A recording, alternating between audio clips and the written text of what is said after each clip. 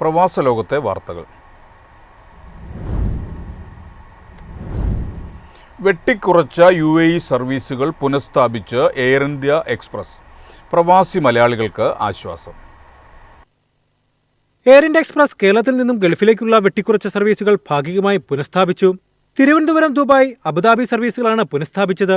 ഈ മാസം 28 മുതൽ തിരുവനന്തപുരം ദുബായ് സർവീസുകളും ഡിസംബർ 3 മുതൽ തിരുവനന്തപുരം അബുദാബി സർവീസുകളുമാണ് പുനരാരംഭിക്കുന്നത് എയർ ഇന്ത്യ എക്സ്പ്രസ് അറിയിച്ചു. 28-ന് പുലർച്ചെ 1:50-ന് തിരുവനന്തപുരത്ത് നിന്നും പുറപ്പെടുന്ന വിമാനം 4:35-ന് ദുബായിലെത്തും. രാവിലെ 6:05-ന് ദുബായിൽ നിന്നും തിരുവനന്തപുരത്തേക്ക് യാത്ര തിരിക്കും. ഒക്ടോബർ 30-ന് വൈകിട്ട് 6:20-ന് തിരുവനന്തപുരത്ത് നിന്നും രാത്രി 10:05-ന് ദുബായിൽ നിന്നുമാണ് മറ്റ് സർവീസുകൾ. ആഴ്ചയിൽ 4 സർവീസുകൾ ഉണ്ടാകും.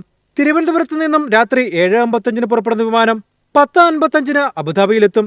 തിരിച്ച് 11:55-ന് അബുദാബിയിൽ നിന്ന് പുറപ്പെടുന്ന വിമാനം പുലർച്ചെ 5:55-ന് തിരുവനന്തപുരത്തെത്തും.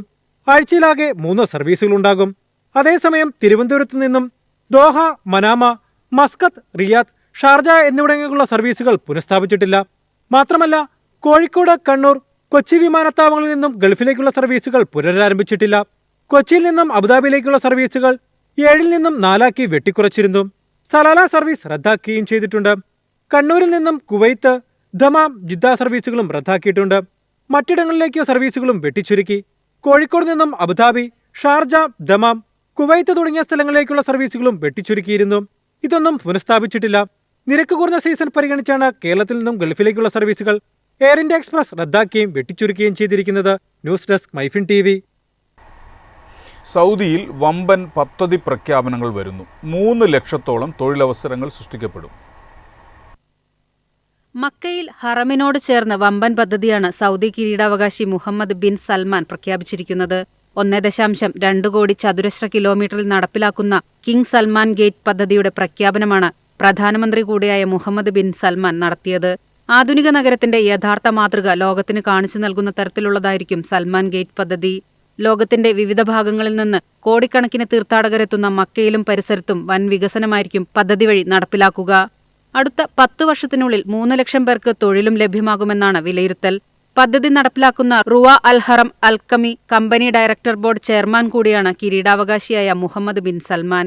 പബ്ലിക് ഇൻവെസ്റ്റ്മെന്റ് ഫണ്ടിനു കീഴിലെ സ്ഥാപനമായ റുവ അൽ ഹറം അൽ മക്കി കമ്പനിയാണ് കിങ് സൽമാൻ ഗേറ്റ് പദ്ധതി വികസിപ്പിക്കുന്നത്. ഹറമിനു ചുറ്റും പാർപ്പിട സാംസ്കാരിക സേവനങ്ങളാണ് ഇതുവഴി ലഭ്യമാക്കുക. ഒരേ സമയം ഏകദേശം 9 ലക്ഷം പേർക്ക് നമസ്കാരം നിർവഹിക്കാൻ സൗകര്യമുണ്ടാകും. മക്കയിലേക്കുള്ള ട്രെയിൻ സർവീസുകളടക്കം എല്ലാ ഗതാഗത പദ്ധതികളും കിങ് സൽമാൻ ഗേറ്റുമായി ബന്ധിപ്പിക്കും. News desk MyFin TV.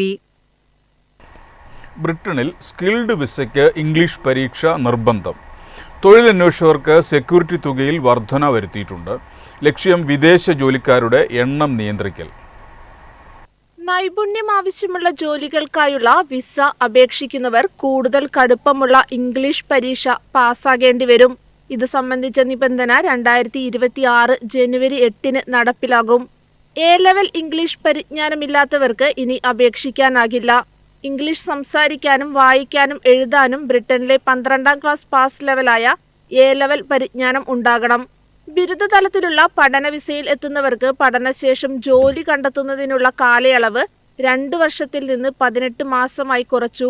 2027 ജനുവരി 1 മുതൽ ഇത് നടപ്പിൽ വരും.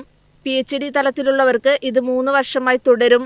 ഭാഷാ പ്രാവീണ്യത്തിനൊപ്പം പ്രതിവർഷം 41,700 പൗണ്ടെങ്കിലും മിനിമം ശമ്പളം ലഭിക്കുന്ന ജോലിക്ക് മാത്രമേ ഹൈസ്കിൽഡ് വിസ നൽകൂവെന്നാണ് പുതിയ വ്യവസ്ഥ.